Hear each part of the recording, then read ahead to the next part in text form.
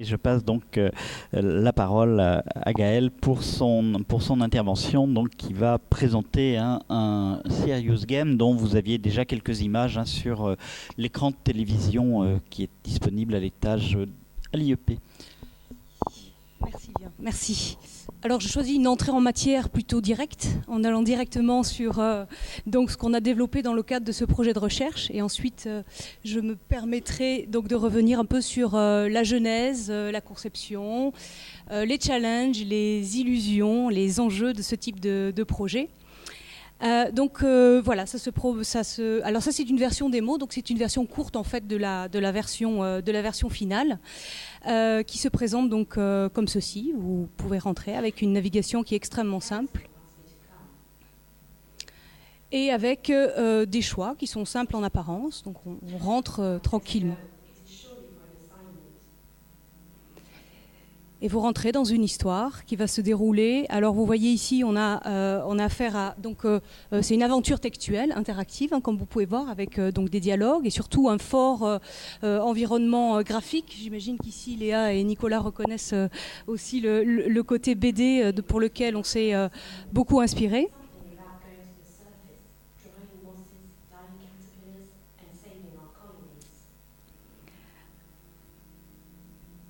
Alors je vais continuer un petit peu parce que je ne voudrais pas non plus perdre trop de temps. Vous avez l'occasion ici, dans le hall d'entrée, de pouvoir vraiment faire toute l'expérience.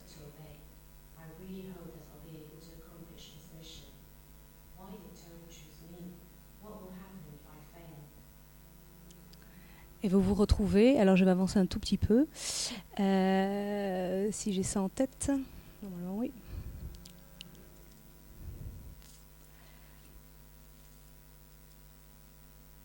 Et vous vous retrouvez ici, alors peut-être sur déjà une architecture qui vous parle. Sachez que la plupart des personnes qui ont essayé ou qui ont fait cette expérience-là ne reconnaissent pas ce bâtiment que vous voyez ici, qui paraît peut-être à première vue assez spécifique. Pourtant, quand on étudie toutes les matières européennes et les affaires européennes. Et vous êtes guidé tout au long de cette expérience par...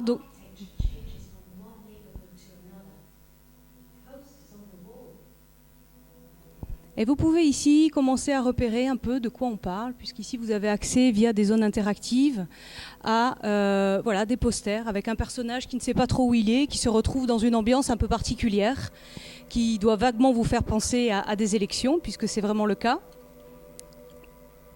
Voilà. Et je vais peut-être faire passer encore une fois ici. Pardon.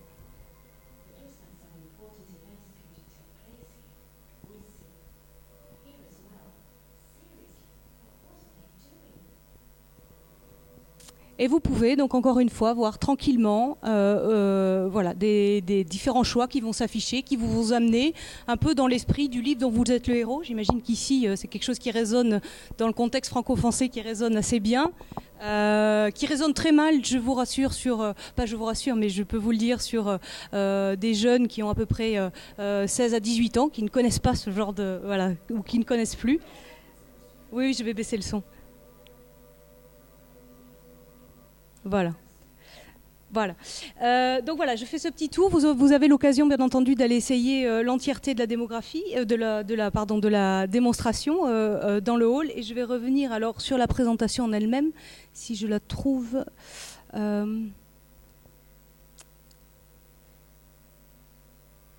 J'imagine que c'est.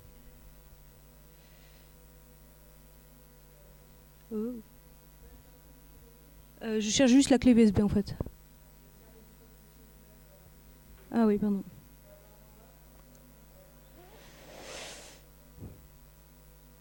Ouais. Voilà.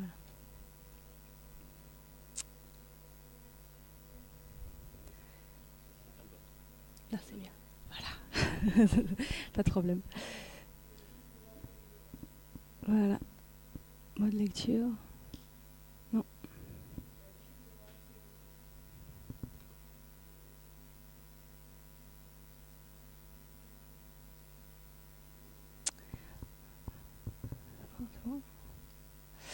Donc voilà, donc ce prototype, puisque c'est encore au stade du prototype, vient du projet donc SimLearn, que l'on a, vous voyez ici, du moins on a essayé de résumer un peu quelle était notre approche, Complex Issues, Simple Stories, donc c'est vraiment l'idée de storifier, si on peut se permettre ce concept, des enjeux complexes comme le processus de prise de décision de l'Union européenne. Et puis derrière, dans cette histoire, en fait, aussi, on parle, si je reprends plusieurs allusions qui ont été faites par les invités précédents sur Bordeaux, le vin et les pesticides, il y a derrière, en fait, on parle du syndrome d'effondrement des colonies d'abeilles. Donc on a vraiment mélangé ici un enjeu qui est assez complexe, comprendre cet enjeu de pesticides, d'effondrement, de taux de mortalité des abeilles, dans un contexte européen à l'heure des élections européennes. Donc vous voyez, il y a plusieurs manières de lire ce prototype. Et c'est vraiment pour nous l'idée de montrer qu'on peut, par cette approche-là, donc en utilisant la gamification, la mise en histoire et le digital, puisqu'on ne peut pas ignorer cette dimension digitale, on peut permettre de communiquer, de disséminer des résultats de recherche et de s'approcher d'un public. Alors en l'occurrence, là sur le côté élection, là on puise un peu dans les recherches des personnes qui sont dans le cadre de ce projet, notamment Virginie Van Ingelgom, qui a beaucoup travaillé aussi sur l'attitude des Européens vis-à-vis de l'Europe, et puis tous les problèmes où ce qu'elle a mis en évidence sur les indifférences. Ici, Sophie aussi connaît bien ce projet. Donc c'est aussi se poser la question, comment face à des institutions qui cherchent à se rapprocher, c'est vraiment un objectif clé des institutions européennes, des citoyens, comment justement réussir à ce rapprochement et comment mieux communiquer autour de ce que c'est l'Europe, la visibilité de l'Europe et des institutions et ce qu'elle fait. Et donc voilà, ça c'est l'approche qu'on a développée ici. Donc je vais revenir un peu sur 2-3 points.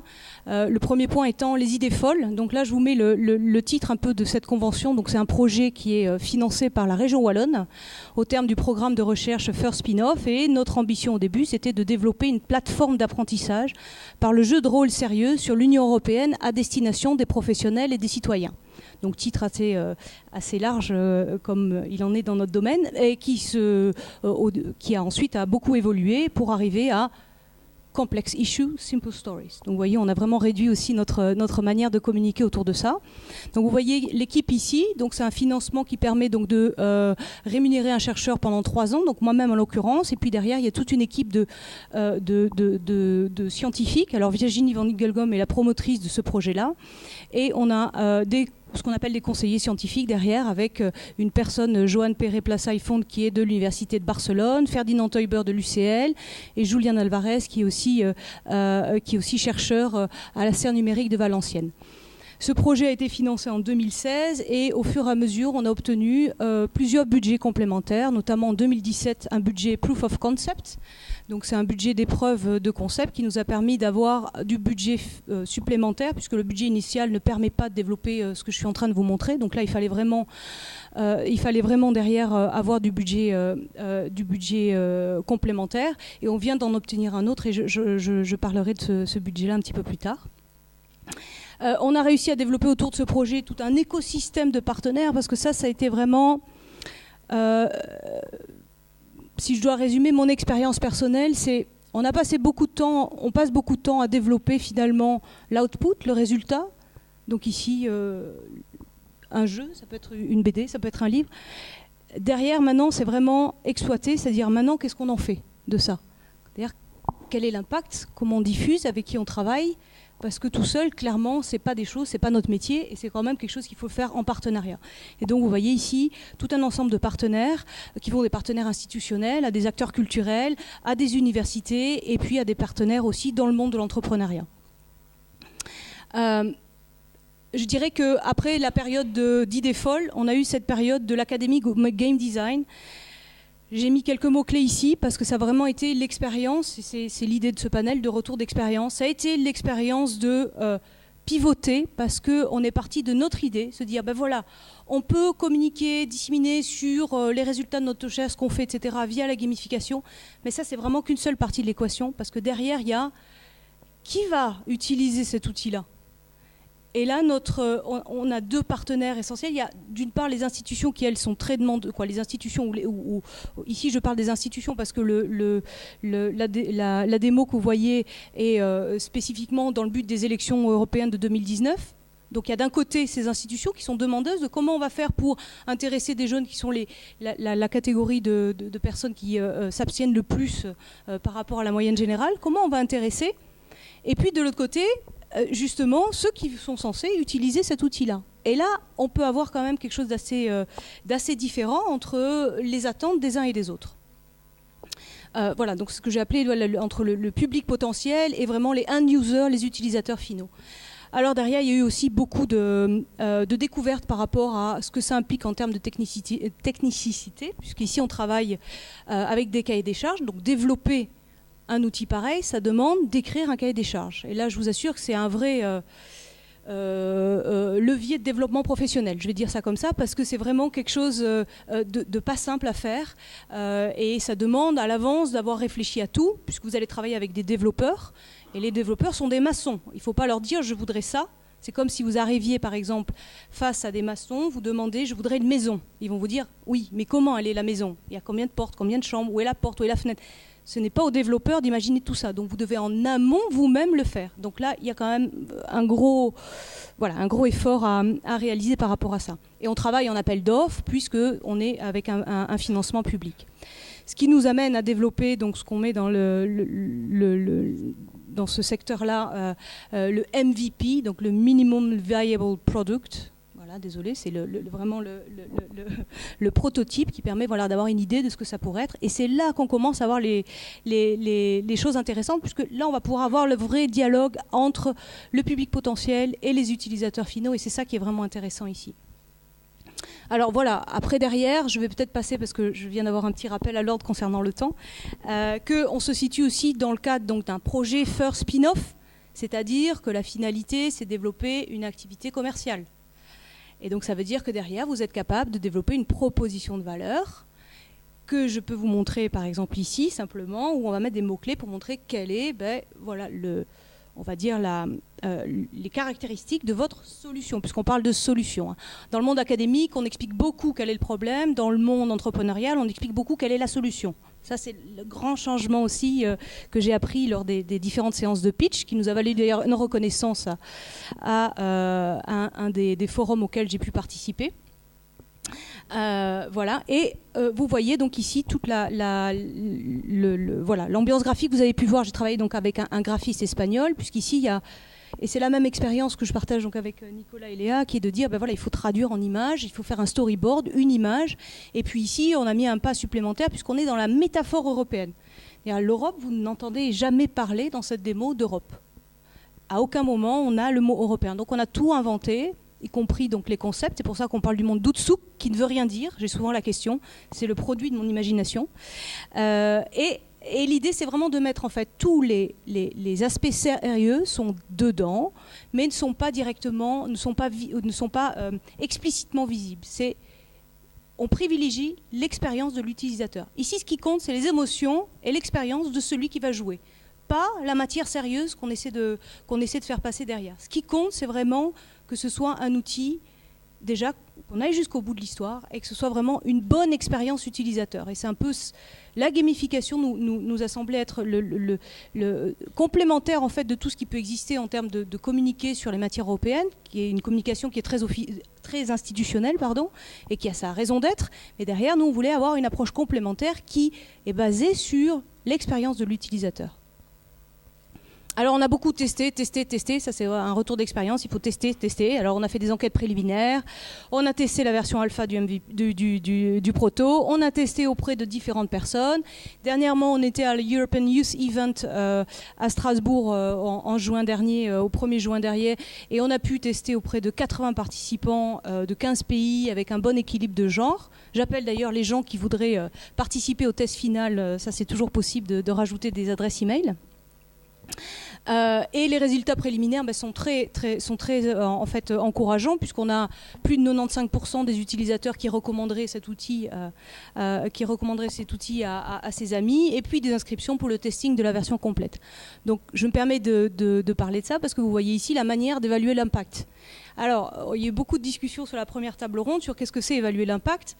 Et pour moi, c'est deux étapes différentes. C'est ce qu'on va produire et puis les résultats que ça occasionne, donc par exemple en termes de succès, etc.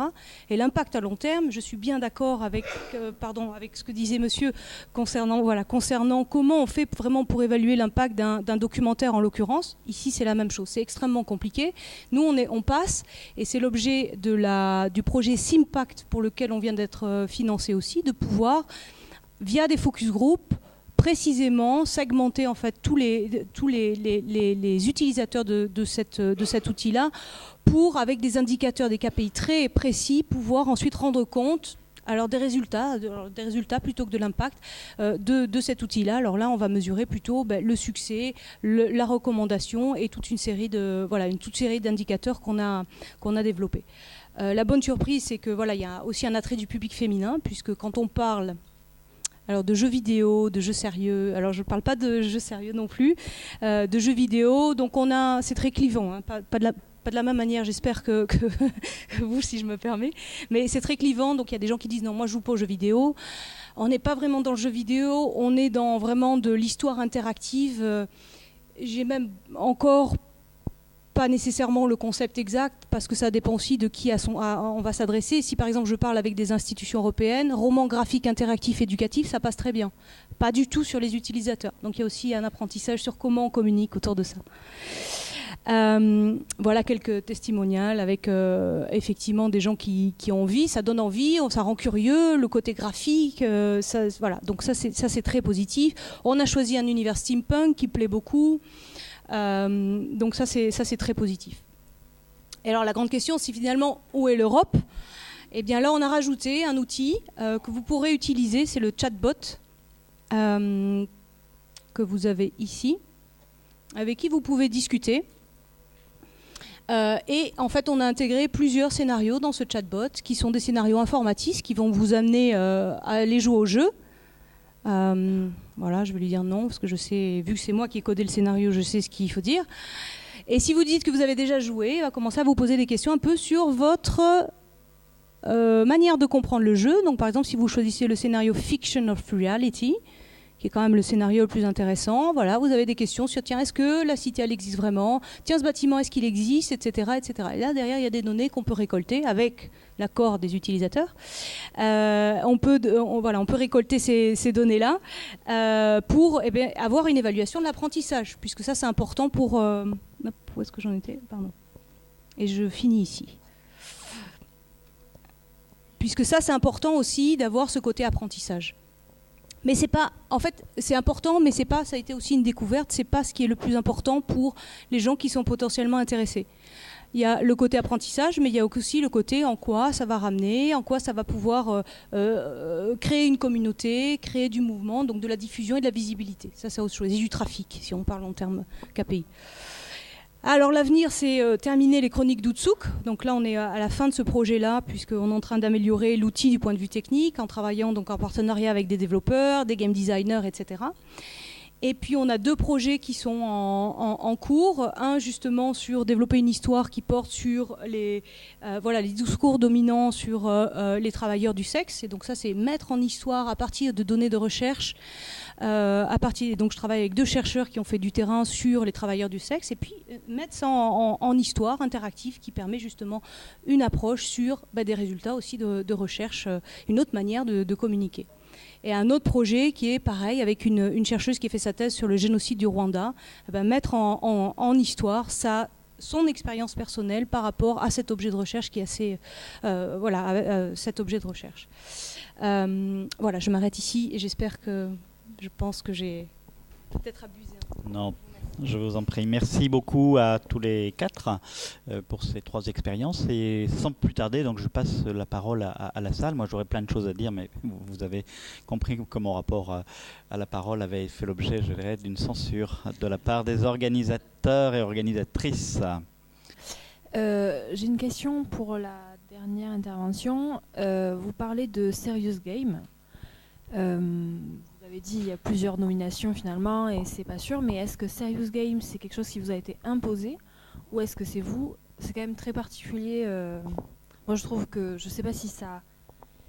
Enfin, moi ça me rebute un petit peu, Serious, parce que du coup, pourquoi pas et pourquoi le game serait Serious forcément. Surtout que le vôtre. Voilà, surtout si vous voulez attirer des jeunes. Donc est-ce que sur les gens que vous avez testés, dont vous avez parlé, par exemple les derniers, là, les 80 participants, est-ce que vous l'avez nommé comme ça? Voilà, c'était par rapport à cette appellation. Et est-ce que ça rebute pas plus sur le côté vulgarisation ou pas? C'était clair ce que j'ai... Ouais, voilà. On va prendre la deuxième question et après on refera un tour de l'amphi. Allez-y, monsieur. Oui, je me demandais si on pourrait utiliser des machettes. Non, c'est un petit humour pour le Rwanda. Non, en fait, c'est une question pour vous, pour l'auteur. Qu'est-ce que vous avez pu dire de plus, en fait? Est-ce que ça va jusqu'au prescriptif ou, enfin, par rapport à un article scientifique? Et deuxième question qui est plus, alors là, sur la médiation aussi, vous avez été dans plusieurs médias, et je me demandais pourquoi vous ne vouliez pas être filmé aujourd'hui. Voilà, c'était... D'autres Alors moi, peut-être une question transversale pour quand même... Voilà, qui était finalement, on le voit, le drame des scientifiques, et je pense que c'est vrai aussi bien dans les sciences dures que dans les sciences sociales et humaines, c'est le fait qu'on ne cesse finalement d'être dans un système circulaire, c'est-à-dire on produit une connaissance, on veut la diffuser, et à travers la diffusion de cette connaissance, on produit une autre connaissance. C'est rassurant parce que ça veut dire que d'une certaine manière, nous n'aurons jamais totalement terminé de tourner. Et donc, quelque part, est-ce que cette expérience-là, elle a déjà sur les recherches des uns, des unes et des autres, des effets qui, effectivement, sont étroitement liés au format de médiatisation scientifique ou de médiation scientifique que vous avez choisi. On va recommencer par la fin. Merci. Donc je vais répondre à la question sur le Serious Game. Alors, après 2 ans de travail sur ce projet-là, j'ai une règle, ne jamais parler de Serious Game. Ce n'est pas un Serious Game, voilà. Non, parce que le Serious Game, on est parti comme ça. Dans l'équipe de recherche, Julian Alvarez a fait sa thèse sur les Serious Games, et c'est vraiment le point de départ en se disant c'est magnifique comme solution, c'est à la fois sérieux et c'est ludique. Les premiers tests qu'on a réalisés et les premières versions montrent que plus c'est sérieux, moins c'est ludique. Donc on a évacué le contenu, on a caché, on n'a pas évacué, on l'a caché, on l'a mis dedans, on l'a gamifié, on l'a mis de manière implicite dans le jeu pour privilégier vraiment encore une fois l'expérience de l'utilisateur. Et le chatbot nous permet de revenir sur le côté sérieux. Donc la réponse est clairement non, parce que le Serious Game, comme vous le dites très bien, quand on entend ça, ça a l'air particulièrement ennuyeux. Donc c'est vraiment pas le concept qu'on utilise.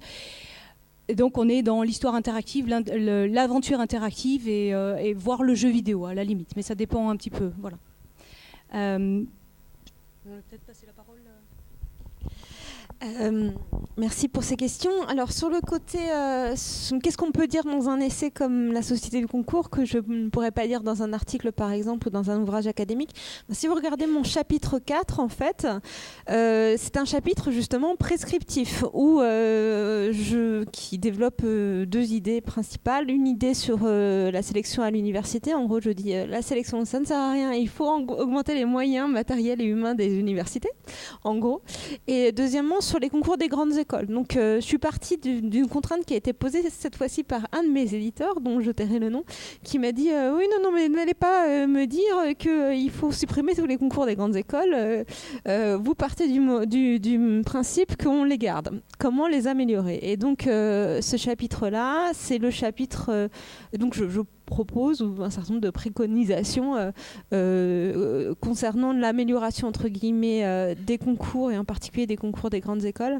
C'est un chapitre inattendu. C'est la première fois que je me livre à ce type d'exercice. C'est celui des chapitres qui m'a donné sans doute le plus de plaisir. Parce qu'à partir du moment où je m'étais convaincue que j'avais quelque chose à dire sur ce sujet-là, à partir de ma recherche et de mon expérience pédagogique, en fait, je me suis éclatée à le faire, pour le dire clairement.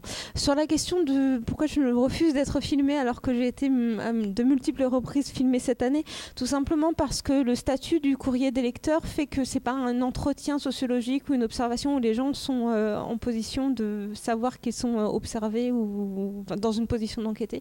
Donc déontologiquement ou éthiquement, j'avais besoin de réfléchir un petit peu à ça avant d'être filmée, et donc potentiellement que les gens qui m'envoient le courrier des lecteurs s'aperçoivent en fait que j'utilise ça à titre de production de la recherche.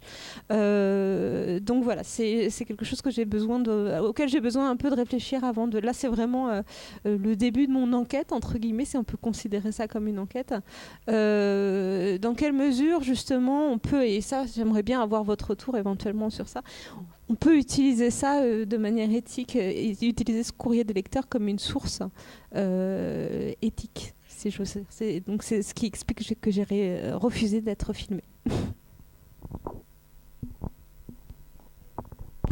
Alors sur la question transverse, en fait finalement qu'est-ce que ces expériences de diffusion font au travail de recherche, mais en fait je pense que ça nourrit le travail de recherche et ça amène à expérimenter d'autres formats, d'autres manières de raconter, et finalement pour utiliser des grands termes, ça pousse à une certaine réflexivité par rapport aux pratiques de recherche habituelles. Mais voilà, donc je pense que dans tous les cas, toute forme d'écriture va nous amener à faire notre travail différemment. Et c'est pas forcément une nécessité que tout le monde le fasse, c'est juste que je pense que c'est une manière intéressante d'essayer d'autres formats, tout comme je pense que Léa, le fait de... tu pourras peut-être en dire un mot, mais le fait d'essayer de faire de faire de la bande dessinée qui parle de sociologie, ça a sans doute aussi fait bouger les choses de ton côté par rapport à ton métier, à ta manière de faire de la bande dessinée. Je sais pas si c'est... Oui, c'est sûr que c'est pas les mêmes. Ça permet de développer des outils, même en bande dessinée, qui ne sont pas forcément utilisés couramment, etc. Mais alors j'aimerais juste revenir un tout petit peu en arrière sur le terme serious game pour avoir une réaction avec Pierre. On a eu pas mal de débats sur le thème sérieux.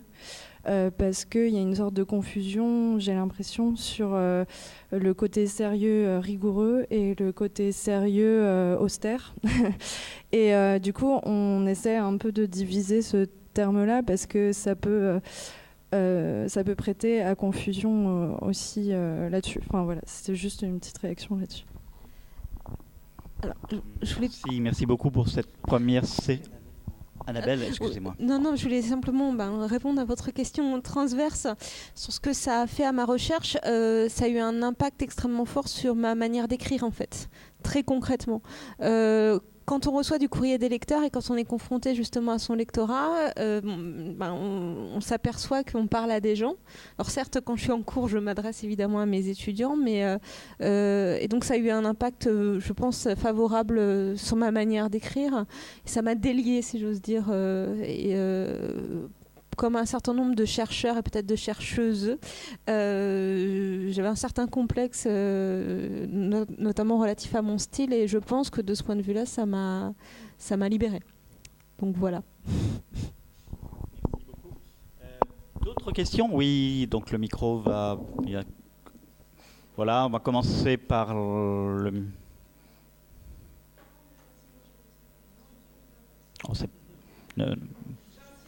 Ne perdons pas trop de temps. Passez le micro.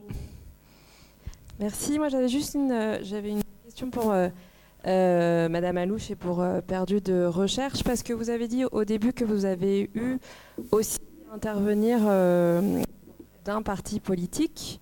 Je pense percevoir le parti politique, mais ça m'intéresse parce que médiation de recherche, bon d'accord, mais récupération de recherche...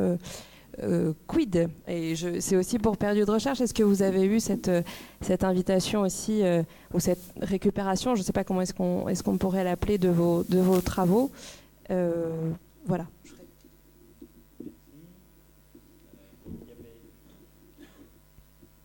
Moi, j'avais juste une question par rapport à votre au choix de support pour le blog.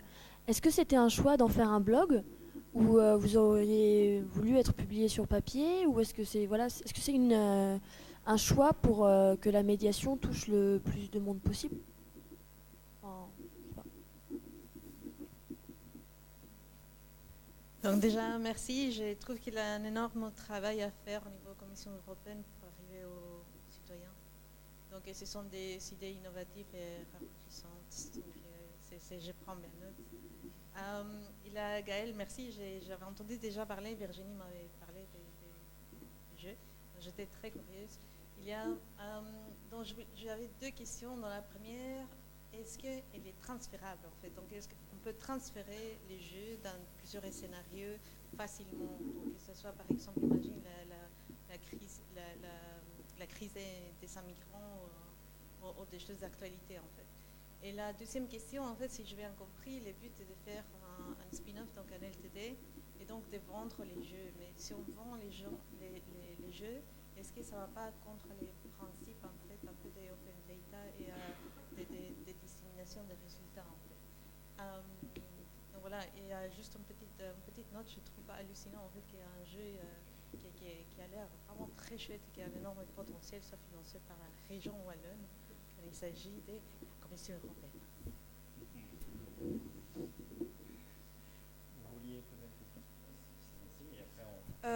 Moi, du coup, c'était pour vous la question, parce que j'ai passé un concours pour entrer à l'IEP de Bordeaux. Et en fait, vous l'avez réussi si vous êtes là. Oui, je l'ai même réussi 2 fois parce que j'étais prise en filière internationale et en général. Et ce qui me surprend dans votre propos, c'est que même à ce moment-là, j'avais lu Bourdieu. Et pourtant, j'ai jamais eu l'impression d'avoir affaire à une espèce de sélection sociale, ou parce que peut-être je l'ai pas vu, mais en tout cas, justement, où est-ce que très concrètement on voit cette sélection s'opérer, ou est-ce que c'est plus subliminal? Merci pour toutes ces questions. Je propose qu'on passe tout de suite la parole. Alors, je vais commencer sur la question sur la plateforme. En effet, la plateforme blog, c'était un vrai choix de départ, tout simplement parce qu'on n'avait pas suffisamment de matière pour proposer vraiment un livre complet, etc. Puisque ça prend énormément de temps et d'énergie de construire un projet éditorial en bande dessinée et tout ça. Donc là, ça nous permettait assez rapidement de pouvoir publier des choses qu'on avait déjà faites, des choses qui traînaient dans les cartons. Et après, c'est vraiment devenu un espace de liberté, de pouvoir changer de format. Donc les planches sur le blog, ça va de une page vraiment de vulgarisation sur un peu des classiques, ou alors 15 pages de juste délire et de blagues autour de plein de concepts. Enfin, voilà. Donc ça permettait aussi d'être un peu libre de nos mouvements, donc on ne s'est vraiment plus là-dedans. Et juste pour finir sur le format papier éditorial, on a eu quelques propositions pour faire des choses. Et en fait, c'est tout simplement que, de par nos métiers respectifs, ça devenait compliqué de caser ça au milieu. Mais c'est en tout cas un projet qu'on aimerait vraiment beaucoup faire dans les prochaines années, de vraiment proposer un livre, une bande dessinée complète sur... on ne sait pas encore quoi, mais, mais voilà. Oui, effectivement, on ne sait pas encore quoi, on va y réfléchir. Merci beaucoup en tout cas pour la question. Et merci pour l'autre sur la question de la récupération de la recherche. Je ne sais plus qui l'a posée. Oui. J'aurais envie de dire... Oui, il y a eu une récupération de la recherche et en fait j'en étais assez content, mais parce que je pense qu'il faut bien réfléchir à ce que veut dire récupération de la recherche, dans le sens où souvent on ne veut pas que la recherche soit récupérée et donc du coup on fait en sorte qu'elle ne soit pas utilisée. Et du coup ça devient un peu problématique. Moi j'ai été ravi de voir que je caricature à mort, hein, clairement. Mais encore si elle est financée sur fonds publics. Voilà. Mais en fait, c'est bien ça la question, c'est que on est financé sur des fonds publics et donc il faudrait que, en tout cas, j'estime que nos travaux doivent être utilisés, doivent être utiles. Et effectivement, il y a toujours ce risque de la récupération, en fait, de la mauvaise lecture d'une certaine manière des résultats qui sont proposés, des analyses qui sont proposées, mais en tout cas j'estime de mon point de vue que s'il y a une mauvaise lecture, c'est qu'on porte une forme de responsabilité dedans.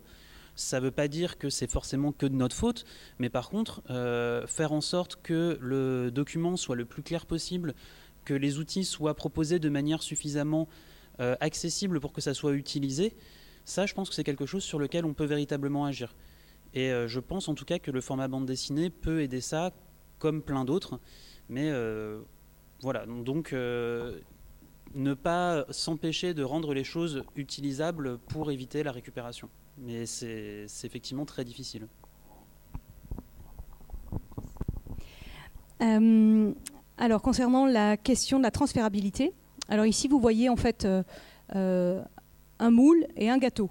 Le gâteau c'est Outsuk, qui porte sur un scénario sur les élections, sur les syndromes d'effondrement des colonies d'abeilles.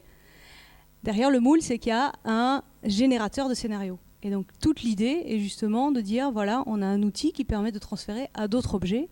Par exemple, j'ai mentionné les 2 projets en cours qui sont sur les travailleurs du sexe et sur le génocide rwandais.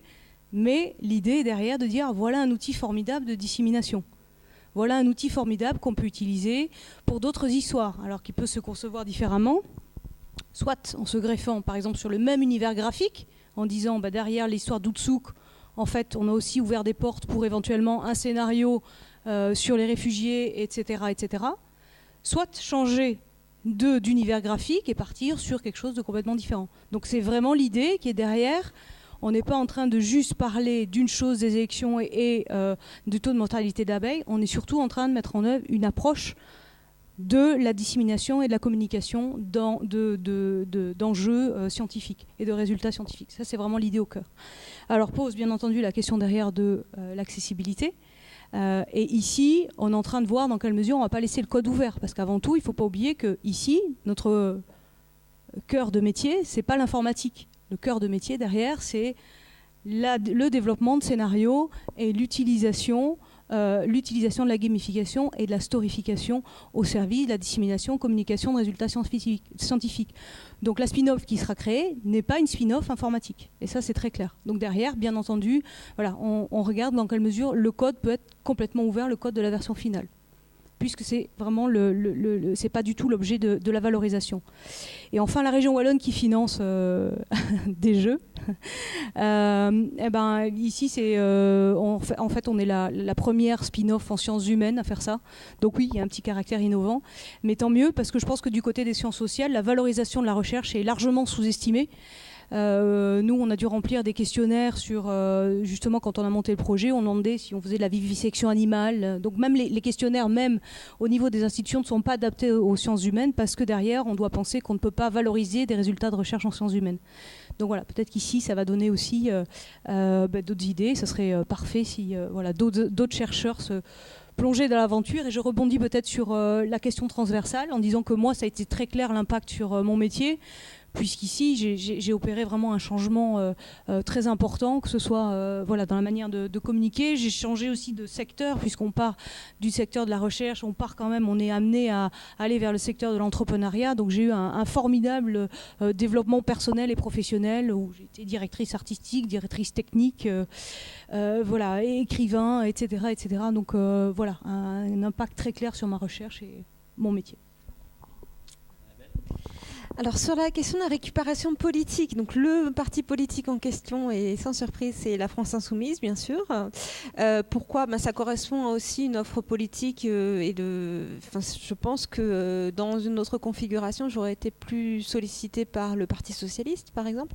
Ça a été le cas, alors pour tout vous dire, au tout début du livre, j'ai été sollicitée par le parti de Benoît Hamon. Enfin le mouvement plus exactement de Benoît Hamon, et qui a complètement disparu de la circulation. Et j'ai été beaucoup contactée par la France Insoumise, à la fois par les militants de section et par les parlementaires. Alors certes, il n'y en a pas beaucoup, mais ils font beaucoup de bruit. Donc je pense que il me semble en tout cas. Et donc du coup, comme en plus c'était eux, avec le Parti communiste au Sénat, qui étaient particulièrement mobilisés contre la loi OR, mon livre en fait a été utile dans ce sens-là finalement. Après, à titre personnel, je parle à tout le monde dès qu'on me sollicite, que ce soit un parti politique comme la France Insoumise ou des gens qui peuvent se réclamer de think tanks libéraux, donc qui sont contre le concours mais pour des raisons différentes, parce qu'ils sont contre ce qu'ils appellent les corporatismes qui bloquent la société française. Je leur réponds également. Donc clairement, ces gens qui me sollicitent donc, de think tanks libéraux savent ce qu'il en est de ma position, là pour le coup politique par rapport à la loi OR, mais je leur réponds sur le concours et ce que ça fait, donc les bénéfices et les inconvénients à partir de mes recherches. Donc c'est toujours la tension entre diffusion et récupération politique. Je me suis jamais sentie lésée par le fait d'avoir été utilisée par la France Insoumise, quel que soit l'interlocuteur en fait. Concernant la sélection sociale, est-elle subliminale ou est-elle réelle? Non,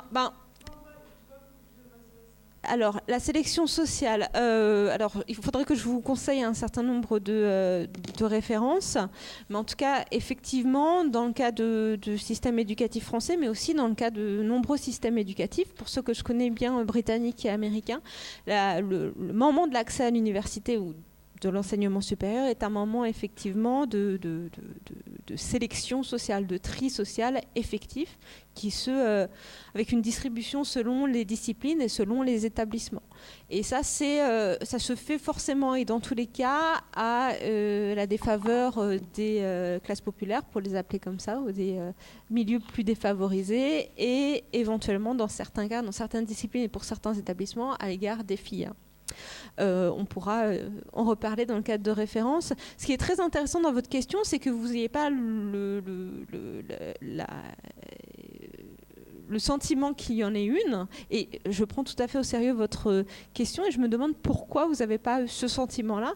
Peut-être parce que autour de vous, vous êtes dans un contexte où il y a une mixité sociale, où vous avez l'impression que vous avez le sentiment de vivre dans un milieu extrêmement mixte socialement. Peut-être aussi que votre institution ou que les institutions scolaires dans lesquelles vous avez évolué valorisent une forme de discours sur la mixité sociale et sur la diversité qui...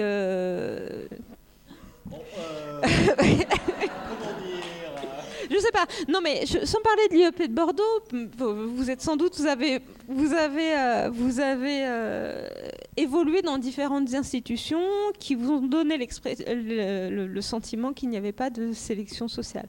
Donc ça, ce serait intéressant d'avoir un entretien avec vous pour comprendre ce sentiment-là de non-sélection sociale. Mais voilà. Je vous propose qu'on aborde cette question-là au buffet qui nous attend, comme ça vous allez pouvoir en discuter. Alors, j'ai quand même retenu une seule chose du seul concours véritable que j'ai passé, qui est le concours d'agrégation, j'en suis désolé, c'est qu'il est urgent de ne pas conclure dans une agrégation, sinon c'est très très mal vu. Donc je me garderai bien de conclure, juste dire combien j'ai passé un moment extrêmement passionné et passionnant en vous écoutant les uns, les unes et les autres, et je vous en remercie au nom de l'ensemble de l'amphithéâtre.